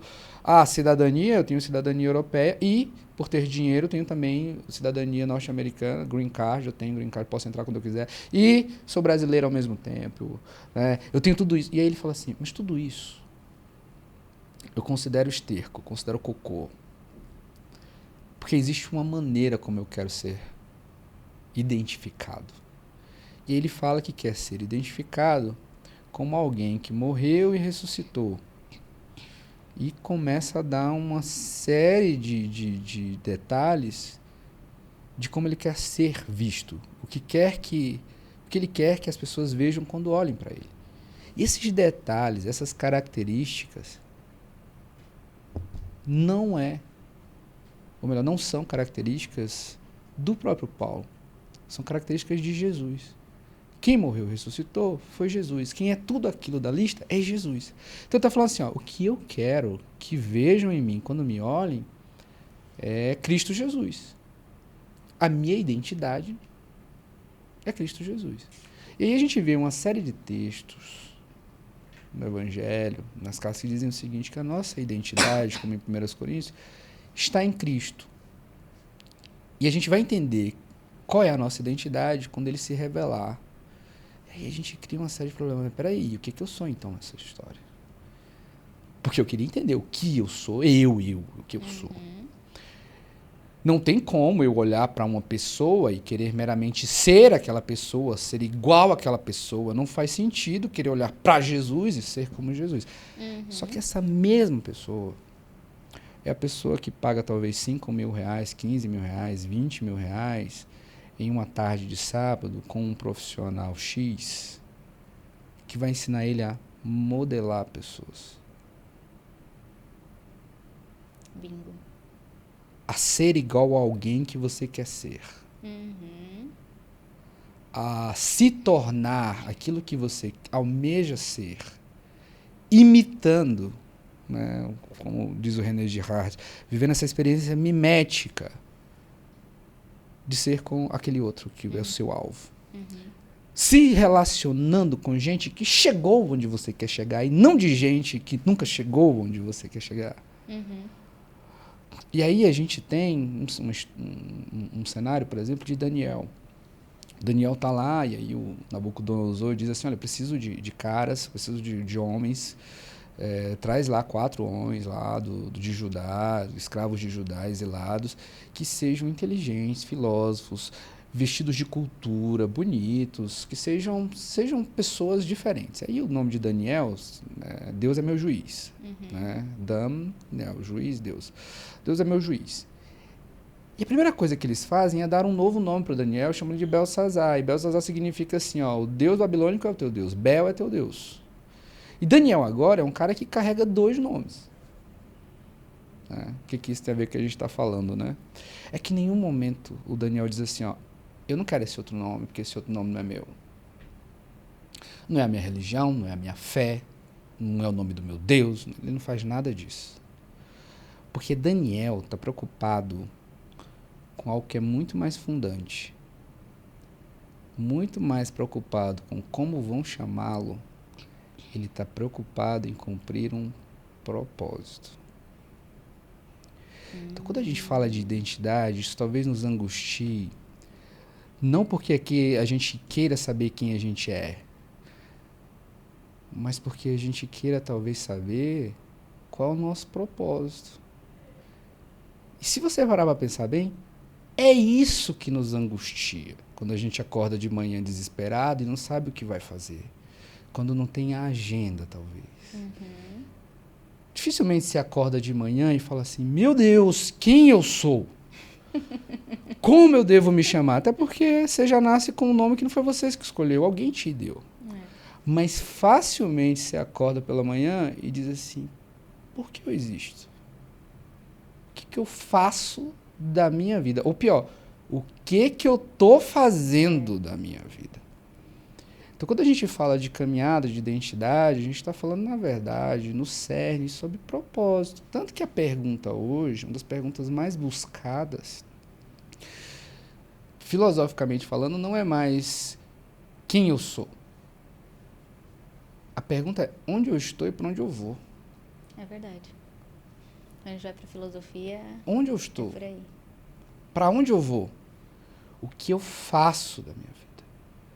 Tanto que as afirmações no contexto profissional, que cresceram mais, tomaram mais força, faça o que te faz feliz e trabalhe fazendo o que te faz feliz, porque assim quem trabalha fazendo o que faz feliz não trabalha. Basicamente essa lógica, né? Se você é feliz no que faz, você não trabalha, você se diverte. Faça o que você ama e você nunca mais vai trabalhar um dia na vida. Como se de fato a vida fosse essa utopia, né? Então, tratando das duas coisas, de um evangelho que aponta para a gente uma identidade, existe uma afirmação no evangelho que é uma afirmação muito interessante, que talvez seja a afirmação que console, pelo menos consola o meu, e consola de muita gente que eu convivo, que é a afirmação de que nós receberemos um novo nome. E é muito engraçado que não é que o Ismael, mesmo sendo loiro dos olhos azuis, com essa tez... Pra quem tá no Spotify, vai pro YouTube vai pro YouTube para confirmar. Acordou, dormiu, morreu e agora encontrou o pai e Deus diz, olá, de hoje em diante você não é mais Ismael, você é o David Beckham. Não é isso. A afirmação do novo nome não é que eu vou chegar lá no fim da empreitada, no alvo, e vou ter um novo nome bonitinho, mais bonito do que Ismael. Não. É que eu receberei o nome que foi construído em mim. Que eu construí vivendo o meu propósito. Então, o nome que eu vou receber não é o nome que me dão meramente. É o nome que é construído. Gente, isso é sério, né? Porque aí vai amarrar, inclusive, não vou dizer a última pergunta, né? Mas eu quero amarrar um pouco todas essas pautas com essa pergunta, e pode ser que surjam outras, quando você fala, que é como que eu descubro vou atrás dessa identidade, desse propósito. Existe uma forma de buscar isso? Ó, agora eu só posso falar do lugar que eu posso falar. Agora eu não tenho mais muito diálogo com posicionamento, com o mercado, topo posicionamento, topo de funil. Eu só posso falar a partir do meu fundamento. E o que me é fundante a partir desse lugar é que existem coisas que foram tiradas de nós ao longo do tempo por discursos que soavam bonitos, mas que destruíram a nossa caminhada. Esse mesmo que a gente falou, o que importa é o que te faz feliz. Não é o que importa, não é o que me faz feliz. Tem coisa que não me faz feliz. Tem coisa que me faz feliz que não deveria importar. Tem coisa que nunca deveria ser importante só porque me faz feliz. Acho que começa por aí. E eu vou talvez trazer a gente aqui, dando um chão para explicar o que eu quero explicar, falando de guerra, por exemplo. Império Romano. Eles começam a devastar tudo ao redor e conquistando. E todo lugar que eles chegavam, eles erguiam estátuas e imagens de César, por exemplo. Então, toda vez que você se deparava com essa imagem do César, você dizia, Roma chegou aqui. Ou um totem de uma águia de braços abertos, assim, então. Essas estátuas do avanço do Império, esses símbolos do avanço do Império, essa arquitetura, né, que é a imagem e semelhança do Império, apontam para o Império. Então, você chega na Europa, em alguns lugares, você encontra vestígios de dominação romana, porque você encontra uma arquitetura que é a identidade romana. Você encontra estátuas que apontam para algum lugar. Você encontra símbolos. E símbolos vêm desse lugar. Símbolo vem de simbalo, de pôr junto, né? É por isso que todo mundo que olha para você, olha para sua mão esquerda e olha para o seu dedo e vê uma aliança, já diz, a Fernanda é casada. Ninguém viu o seu marido. Mas pressupõe-se que esse símbolo está pela metade. E ele inteiro, o pôr junto dele, é que existe alguém em algum outro lugar que na mão esquerda possui uma aliança, e dentro dessa aliança tem escrito o nome Fernanda. Certo? Certo. É muito engraçado porque de onde surge isso? Por que os maias, os astecas, o Império Mongol, todos eles foram criando símbolos que mostravam que onde eles chegavam existia ali um domínio deles. Sinais, imagens. Por que na China e no México existem estátuas que remetem a grandes líderes, grandes imperadores? Por que essas imagens apontam para um poder, para alguém? De onde veio isso?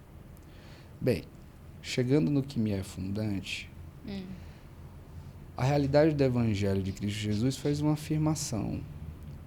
Todos nós fomos criados à imagem e semelhança de um Deus.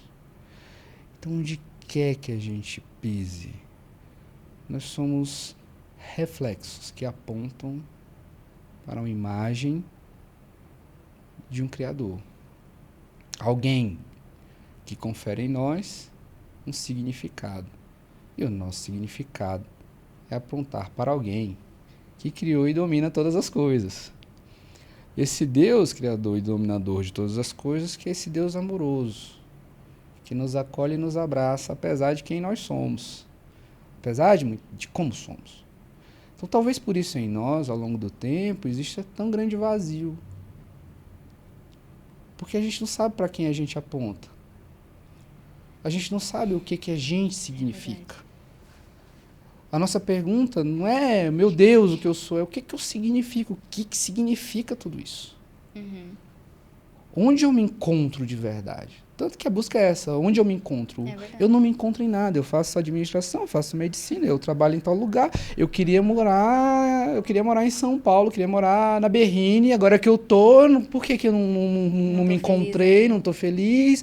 O que me falta? E as coisas precisam ser velozes, elas precisam, e cada dia mais precisa ser mais rápido, para eu testar mais rápido, para saber se mais rápido eu tenho a sensação rápida daquilo que há muito tempo e de forma vagarosa me angustia, né? Ter a sensação rápida de que aquilo vai tirar essa angústia que eu carrego há muito tempo de forma vagarosa, pedante e triste. Então, a maneira como eu vejo é muito simples, não existe como encontrar propósito em outro lugar, senão em um relacionamento real com quem de fato nós parecemos ou deveríamos parecer. Né?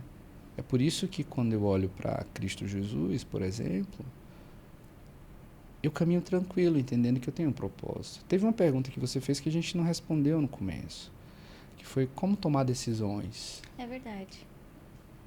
Como você tomou as decisões? Como você toma decisões? Pautado em quê? Pautado em quê? Bem, a minha resposta é pautada em quem? Pautada em quem? E são perguntas muito simples. Senhor, a minha família precisa mesmo estar aqui?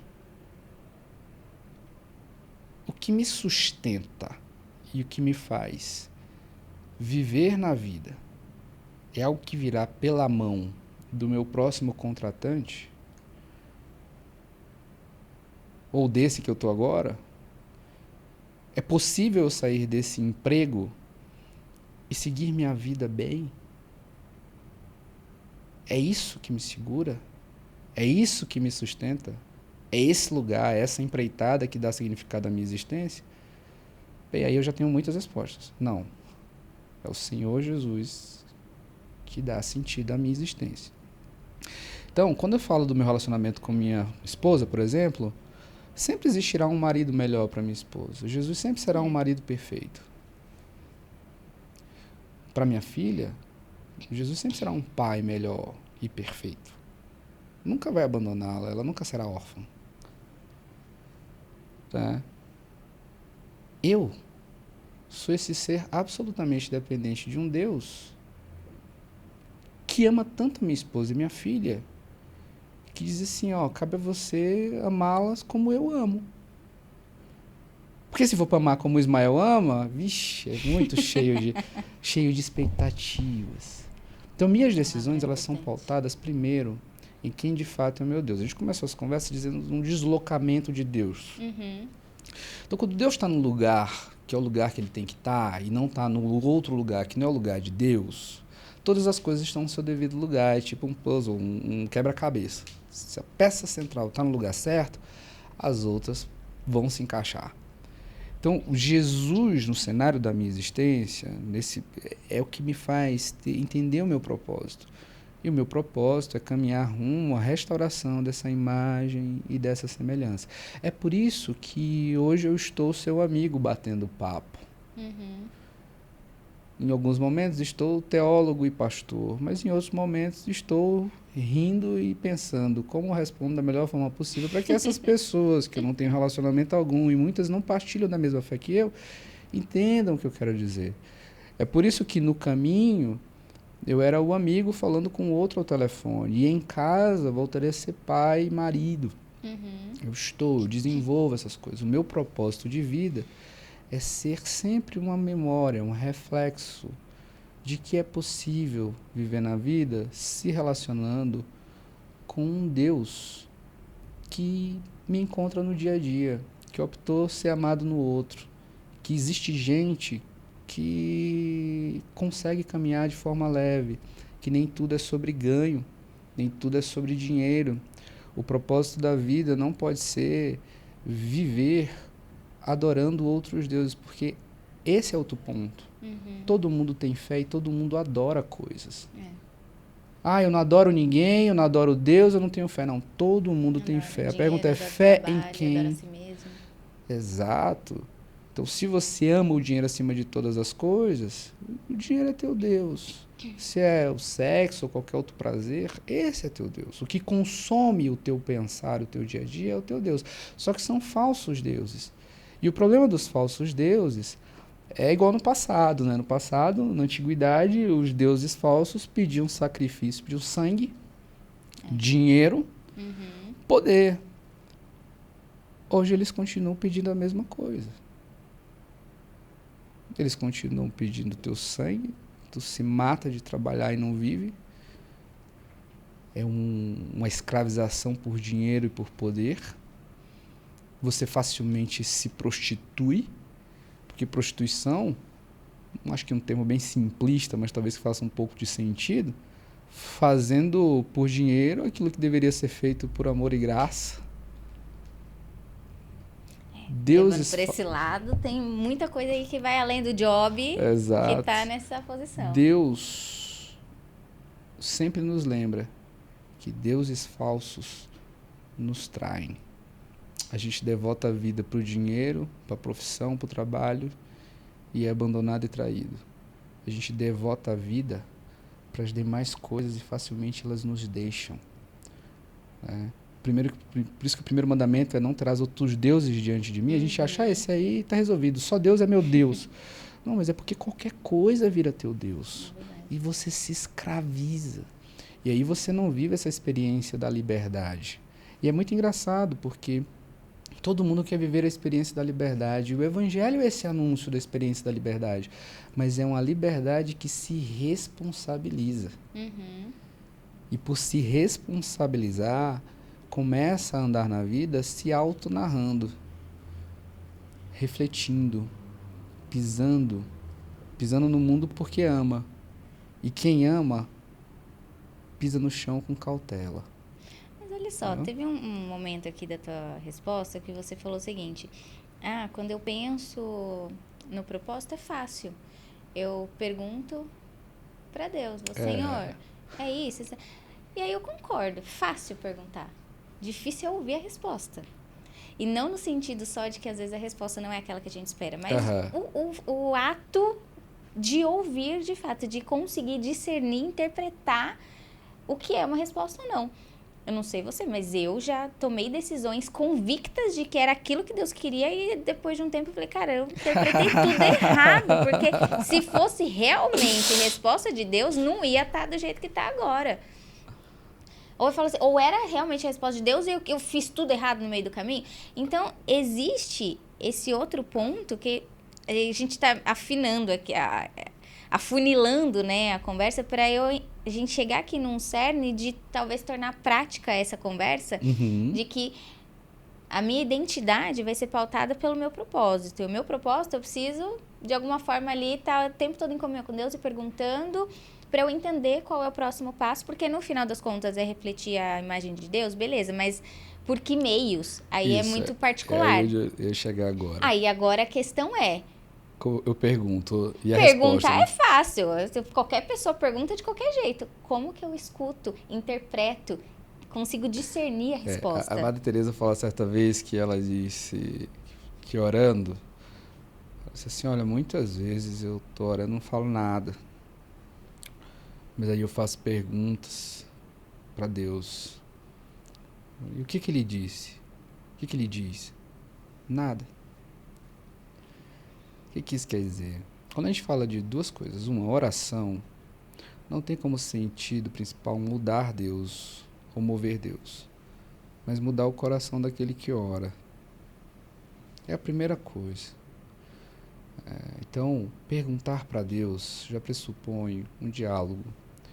E a gente precisa aprender que em relacionamentos reais, muitas vezes, a gente não vai ter resposta, mas a gente vai ver as coisas melhorarem. Um bom exemplo. Quantas vezes você senta com seu marido e vocês fazem perguntas um para o outro, e a resposta não vem. Mas parece que as decisões fluem e as coisas melhoram. Relacionamentos reais são assim.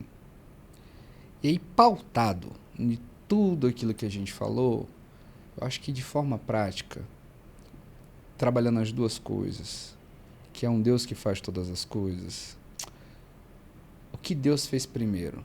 A comida ou a fome? Eu vou chutar a comida pensando na Pela evolução da criação lógica. do Éden. Porque se ele tivesse feito primeiro a fome, seria a primeira fome e a última. Uhum, Acabou, não ia ter o que comer, ia morrer de fome. Uhum. Só que em algum momento a gente começou a entender que a nossa fome, ela é mais importante e vem primeiro do que a comida. Então a nossa fome, ela começa a mudar de significado. Ela não é mais sobre o que nos é necessário e o que é possível saciar. Ela começa a ser a louca e insana busca por uma experiência degustativa absurdamente impossível e difícil para Comilito. Então tudo que é comida boa não me é suficiente, porque a experiência degustativa que eu anseio ter é mais importante do que tudo aquilo que de fato é. Então acho que tem coisas aí que são mais profundas que a gente precisa resolver primeiro. E aí eu vou puxar sua sardinha agora no caráter de posicionamento. Para muita gente, começar a desenvolver o papel que sonha em desenvolver só é possível quando ela alcançar os seus não sei quantos mil seguidores, com 1 milhão de compartilhamentos, curtidas e comentários. Não é possível para ela realizar o simples fato de ser quem ela pretende ser, ou vender o que ela pretende vender, ou ensinar o que ela precisa ensinar, sendo quem ela é com o que ela tem hoje. Então a gente precisa, na verdade, fazer perguntas que sejam perguntas que nos façam caminhar nas direções corretas. Eu fiz tudo isso para chegar nas perguntas, né? Porque mais importante, às vezes, do que respostas, são as perguntas que a gente faz. Por isso que eu disse, eu pergunto para Deus. Porque muitas perguntas minhas são perguntas que não fazem sentido. Por exemplo, eu posso perguntar para você, Fernanda, aí no prédio do escritório tem estacionamento? E você me responder, sim. Você responde a pergunta. Só não resolveu o problema, porque essa pergunta tem todo um arcabouço. Preciso botar meu carro, onde eu boto meu carro, eu boto numa vaga, não boto numa vaga, paro na rua. E se eu não responder, quando você chegar aqui, você vai ver que tem estacionamento? Não entendi. E se eu não te responder, Exato. quando chegar aqui, você vai ver que tem estacionamento. Agora, existem perguntas que nos fazem refletir. Bem, eu perguntei para ela se lá tinha estacionamento. Eu acho que eu deveria ter feito outra pergunta. Nossa, agora é tarde demais, já estou aqui. Então, existem perguntas que fazem a gente se movimentar. E existe fome que a gente tem, que a gente ignora que tem. E existem coisas que a gente tem que já são suficientes para a gente se alimentar. E existem coisas que não só são suficientes para a gente se alimentar, como elas são apenas nossas. Quanto da nossa comida é apenas nosso. E tem gente que não tem. Então, o grande lance que a gente está falando no meu ponto de vista, que é esse ponto do significado, do propósito, da identidade, é que a gente precisa aprender a fazer perguntas. No meu caso, que pergunto para Deus e tenho diálogos profundos com esse ser que eu acredito que é o meu dono, meu criador. Eu sei que essa oração, essa pergunta, essa oração move quem eu sou e muda quem eu sou. Isso facilita com que eu tenha respostas para muitas coisas. E às vezes eu não tenho. E muitas vezes eu não preciso de resposta para as perguntas que eu faço. Por exemplo, você está atravessando a rua, um carro te atropela. Só que esse carro estava sem motorista. E aí, você faz uma pergunta. Como esse carro, sem motorista, me atropelou? Aí, alguém te dá a resposta. O carro estava estacionado, o freio de mão estava baixo, ele estava em neutro, não estava em marcha. Um carro dobrou a esquina, bateu nele, ele saiu descendo a ladeira e te atropelou. Você tem a resposta. Mas não resolve o problema. Você não está melhor por isso. Então, na verdade, tem perguntas que a gente gasta muito tempo que não resolvem o nosso problema. Então, eu acho que grande ponto acerca do nosso propósito é entender de fato. Beleza. Tem algo que eu pretendo fazer, que eu devo fazer. Eu entendi de Deus, ou se eu não creio em Deus, entendo que é nesse caminho que eu devo caminhar. E esse caminho, gradativamente, vai revelando e construindo em mim esse alguém que eu talvez deva ser e pretendo ser. Entende? Então, quando a gente fala de propósito, quando a gente fala de identidade, a gente fala de uma caminhada, na verdade. Viver é caminhar. A Fernanda Emboaba, que eu conheci anos atrás, me responderia perguntas que já foram feitas essa semana de forma absolutamente diferente das perguntas que ela responderia lá atrás. Então, é uma caminhada de maturação. Então, muitas vezes, o que importa não é a resposta. O que importa é a nossa capacidade de sentar e fazer as perguntas e de dar significado às coisas. Qual é a minha fome? Qual é a minha fome? Por quê? Porque Deus já fez a comida. Comida tem. Qual é a minha fome? O que me sacia? E por que, muitas vezes, eu me torno esse ser insaciável, absolutamente insaciável, tendo na vida bastante comida. E aí eu acho que entra aquele texto famoso, né? Que é: o Senhor é meu pastor, nada me faltará, deitar-me faz em verdes pastos. Eu acho que só aí é suficiente, porque se o Senhor é meu pastor, eu faço parte de um rebanho. Ele está falando do relacionamento pastoreio e rebanho, rebanho de ovelha. Ovelha não repousa em pasto verdejante e descansa. Ovelha come pasto verdejante enquanto tiver pasto verdejante. Ela não para de comer o dia inteiro, ela só come. Dificilmente você vai ver um cenário de uma ovelha deitada, repousando em pastos verdejantes. Em algum momento da nossa história, nos foi ensinado que a gente só precisa comer.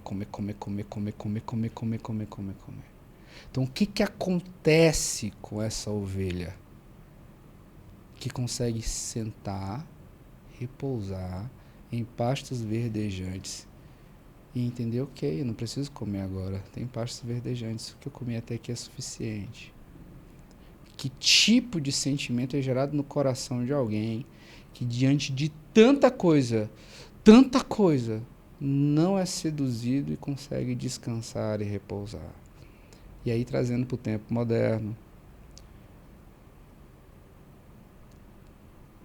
que tipo de pessoa somos nós, ou estamos nos tornando, que não conseguimos parar de consumir tanta coisa?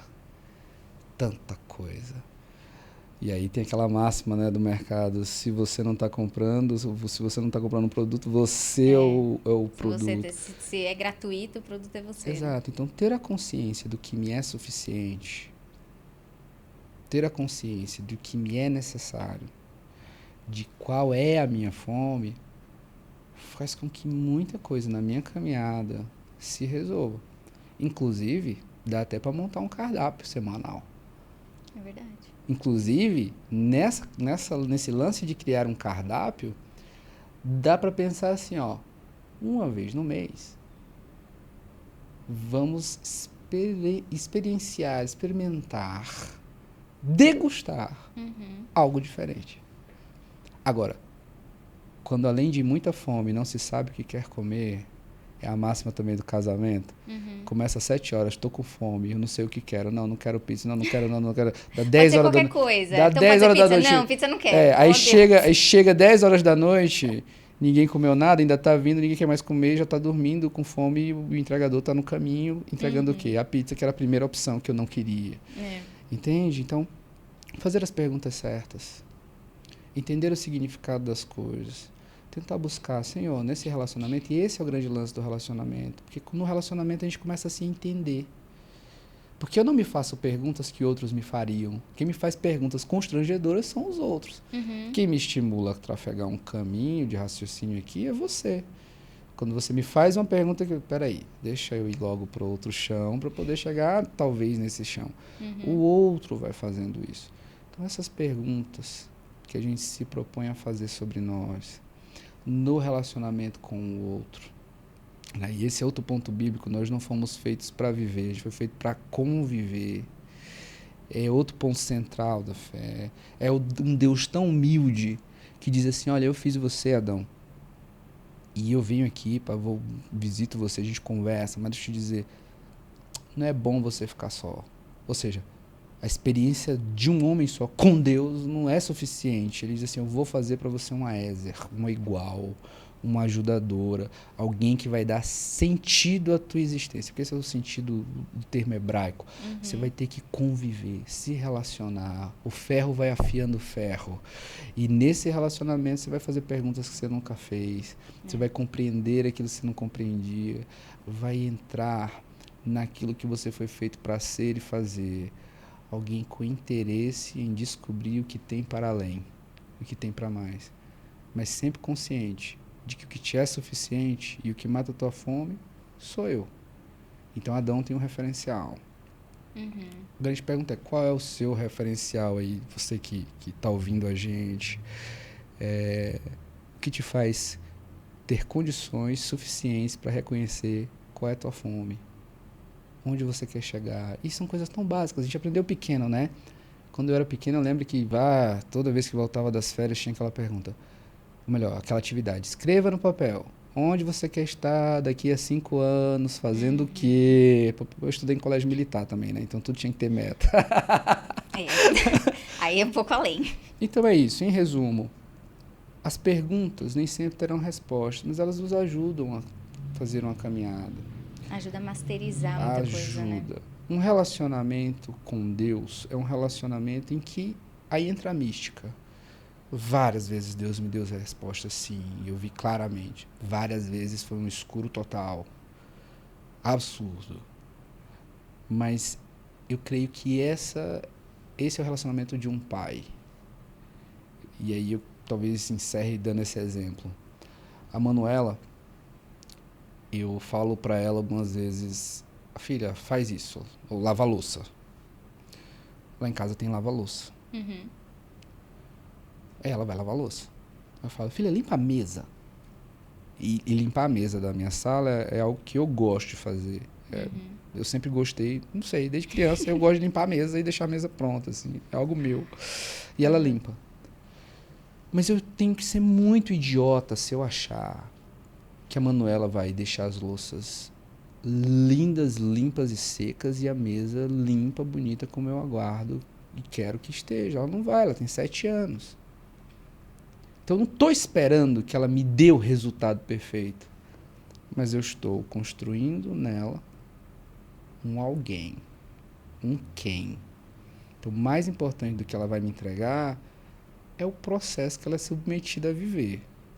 Esse relacionamento com Deus e no nosso, às vezes, no relacionamento com Deus, estou falando agora só para quem acredita nesse relacionamento com Deus, às vezes o nosso escuro é a gente experienciando um processo que nos é necessário.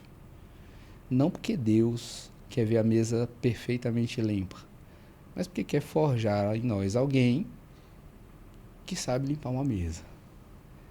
Do mesmo jeito é a resposta, ou a ausência de resposta. Não necessariamente é o mais importante na nossa caminhada, né? Quantas vezes a gente se movimentou para construir um determinado escritório e descobriu no meio do caminho que não era aquele o lugar, era aquele outro lugar. No casamento, quem nunca, quem sempre, né? Na verdade, eu sempre. Então é sobre isso. Acho que a gente anda muito angustiado com perguntas que não são fundamentais para a gente. Até mesmo essa. Poxa, quem eu sou? Bem, depende. Por exemplo, Para mim, a Fernanda é uma pessoa que talvez não seja para outra pessoa. É verdade. Para o Pietro é outro. Então, existem respostas em outros lugares sobre quem você é. Para além daquilo que você faz. Uhum. Não é verdade? Sim. Agora, para acalmar o coração, talvez a gente precise entender o que está no lugar errado e o que deveria estar nesse lugar. Quando se trata de evangelho, Deus está no lugar certo. Quando se trata dos seus projetos, esse projeto, esse ponto é nesse ponto ou é essa vírgula que devia estar nesse ponto? E assim a gente caminha, né? Não sei se me fiz entender. Fez. E vou te dizer que, assim, lógico que tudo o que você trouxe aqui é extremamente relevante, mas olhando para o meu momento, tá? Eu vou sair daqui digerindo a pergunta: qual é a sua fome? Porque isso aqui, pro meu, especificamente esse ano de 2025, eu me propus a dar um chacoalhão em algumas áreas que eu deixei cair no marasmo, né? Uma delas, por exemplo, é relacionamentos. A gente se afunda de trabalhar. Sim. E esquece que a gente precisa conviver com pessoas. Então, eu tô colocando na minha agenda que a cada X tempo tem que sair para tomar um café, jantar, conversar com alguém. Pagar a pizza que deve, essas coisas. É verdade. Tem que chamar o Pedro. Tô devendo muito uma pizza. Muitas, então devendo umas 5 pizzas, no mínimo. Gabi e Manu já estão convidadas para pizza. Então, eu tenho me feito... E por que eu tô digerindo, vou sair daqui digerindo essa pergunta, é porque eu acredito que nós temos indícios o tempo todo de qual é a nossa fome.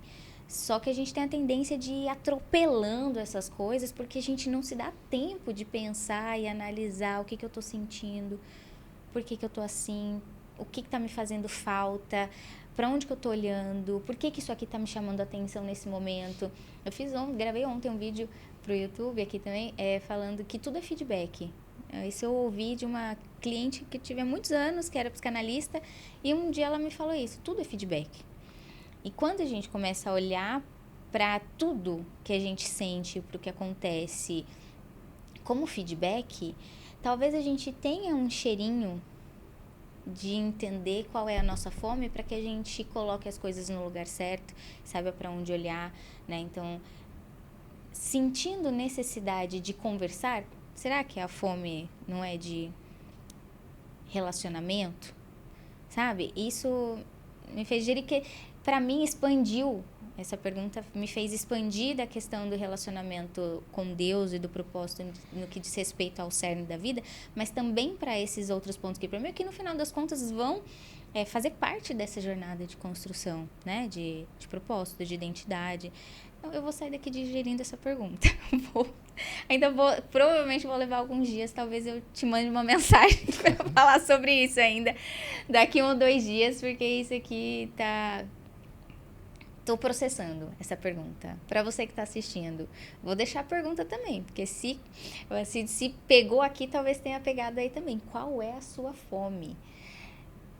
Não vou nem falar mais nada, eu quero terminar com essa pergunta, porque eu acho que ela vai ser importante para nossa caminhada. Mas eu quero te agradecer por ter vindo, por ter topado estar aqui. Agradeço, gostei muito desse papo. Eu te agradeço o convite. Gostei muito de ter a sua participação aqui por N razões. Acho que a gente conseguiu trazer um pouquinho aqui das conversas que a gente tem quando a gente tem a oportunidade de se encontrar em algum evento, assim, né? E são pautas que realmente me fazem pensar bastante, assim, sabe? E eu gosto disso, eu gosto de aprofundar as conversas, os pensamentos, inclusive a ideia do podcast vai muito de encontro a esse meu gosto pessoal de poder aprofundar os assuntos, de secar um pouco mais, sair um pouco só da camada gostosinha e superficial, né, que a gente acaba vendo muito por aí. Então, essas conversas que eu tenho com você sempre me fazem muito sair do meu lugar de conforto, me fazem pensar, olhar por outro lado, por outro ângulo, outras perspectivas, e foi exatamente com essa finalidade que eu te convidei para estar aqui. Eu acredito que foi exatamente o que eu pensei, talvez um pouco mais. Então, muito obrigada pelo seu tempo. Eu que agradeço o convite. Que Deus te abençoe nessa empreitada. Amém. Aos demais que estão aí ouvindo, assistindo. Que seja um tempo bom, Amém. Que seja... Tá no 14, né? 14, episódio Que seja, 14. Que seja semente daquilo que virá. Amém. Que a gente... E não se preocupe. Acho que acerca da fome,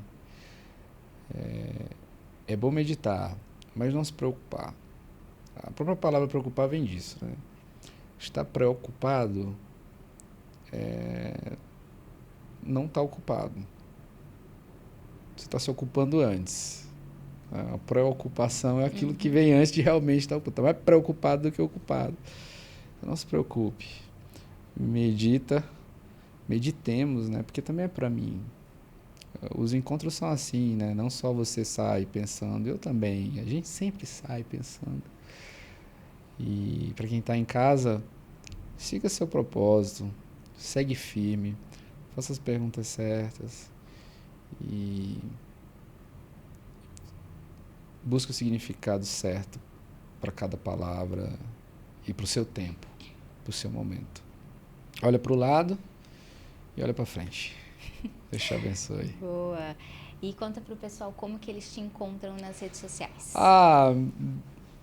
O meu Instagram é Ismael de Jesus. O Di aí é com DI, porque alguém já veio antes de mim e colocou com DI. Né? Ismael de Jesus não sou eu, Ismael de Jesus sou eu. E a nossa igreja que a gente está plantando há 7 meses é a Igreja Presbiteriana Fonte. Se você buscar aí IP de pato, IP Fonte, é o único arroba que tem, graças a Deus. No Instagram. E eu sou esse cara que tá ali no Instagram mesmo, eu sou muito low profile. Acho que no Facebook deve ter alguma coisa por lá, mas se for lá, eu não estou mais lá. Eu estou aqui. No Instagram você posta pouco, mas quando posta, vem coisa boa. No Instagram eu tô lá. Será uma honra recebê-los por lá e ficarei feliz de ser acolhido não só na rede, mas no coração de vocês também. Show. Obrigado. De bola. E você também me encontra nas redes sociais como Fernanda Emboaba, do jeitinho que tá aqui no GC. Toda rede social eu tô exatamente desse jeito, você me encontra, tá bom? E por aqui, se você chegou até este momento desse episódio, eu quero te agradecer pela tua companhia. Deixa aqui nos comentários qual foi o insight que você teve. Eu tive vários, já deixei um spoiler aqui no final. Mas eu quero saber de você, qual foi o insight que você teve. E por aqui, nesse canal, neste programa em específico, sempre tem um convidado especial. Sempre falo que é um convidado pra lá de especial, porque todos os convidados que eu trago são especiais mesmo. Então vai ficar esse o jargão. E aqui a gente sempre conversa sobre posicionamento, não só no digital, não só de marca, mas na vida. Algo que tem sido cada dia mais importante, né? De pessoas que se posicionem e que realmente defendam aquilo que acreditam, né? Que eu tenho de visão e eu acredito que talvez você compartilhe comigo. Aqui, toda quinta-feira, às 19 horas, tem um episódio novo. Se você ainda não está inscrito, lembra aqui, ó, já de se inscrever. Clica aí no botãozinho, se inscreve no canal, deixa o seu like e também ativa as notificações para você ser avisado quando tiver vídeo novo, beleza? Se você ainda não navegou por esse canal, dá mais uma olhadinha. Além aqui do podcast, tem alguns outros conteúdos que eu compartilho quase todos os dias. Tem conteúdo novo por aqui, então dá mais uma zapeada e eu te vejo no próximo episódio. Lembrancinha pela tua participação, pelo tempo, obrigada. Tem que se virar aqui fazer não, o negócio da ateliê Barro Bueno? Não precisa, eu pago. Não é permuta. Eu sei, eu faria isso. Pelo menos não ainda. Vai que ela, né? Deus toca o coração dela. Ela fala que, olha, vamos, vai dar bom. Mas eu nunca marquei ela, então não dá nem pra ela saber se vai ter lançado ou não.